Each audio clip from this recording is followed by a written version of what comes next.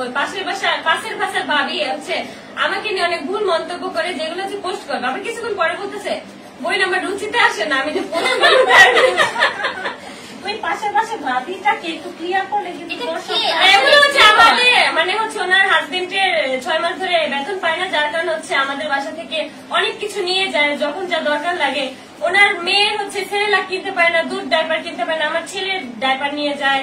আমি যেদিন চলে আসছি সেদিন আমাদের বাসায় গেছে ডাইপার আনার জন্য, যে ভাবি কি কোনো ডাইপার রেখে গেছে, আয়েশের কোনো ডাইপার আমার মেয়ের লাগতো, রাত 2টা বাজে গিয়ে হচ্ছে বাটিতে করে একটু একটু করে সেরেলাক নিয়ে যায় মেয়ের জন্য। এগুলো আমি কখনো বলি না, কিন্তু হচ্ছে উনি যেই কথাটা বললো যে আমি হচ্ছে আমার ছেলের দুধ ডাইপার জন্য আমি নাকি আমার সতীনের পায়ে ধরবো। হ্যাঁ, আমি আমার সতীনের পায়ে ধরতেই পারি, সে আমার সতীন। আপনি তো দুধ ডাইপার এভাবে নিতে পারেন, আপনাকে আমরা দান করি, বিদায় হচ্ছে আপনি নিয়ে যান, ঠিক আছে? এখন আর আমার বোন আমাকে থামতে বলতেছে, আমার বোনের কথা রাইট অনেক বেশি, কারণ লাইভে থাকা অবস্থা অনেকেই বলে বাদ দাও বাদ দাও, তারপর হচ্ছে সেই পেছাল পারে বলতে হয় না,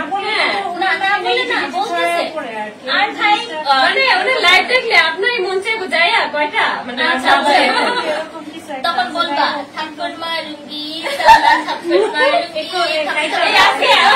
এই গানটা একটু ভিডিও নিব, এটা নিয়ে ট্রোল হয়ে যাবে। আচ্ছা, আসলে আমি চিনি না, তোদেরকে চিনি না, আমাদেরকে নাম চিনো না। শোনো, আমি তোমাদের কাছে কুটনি হতাম, আমি সবকিছু এসে বলতাম, তাহলে তোমরা এতক্ষণে চিন্তাও। সেটা আমার মধ্যে এগুলো নাই, যার কারণে আপুর আজকে নিজে থেকে বলতেছে এটাকে এটাকে। আর এই আপুর সাথে তো তেমন কোনো কথাই হয় না আমার, মানে আমার বাসার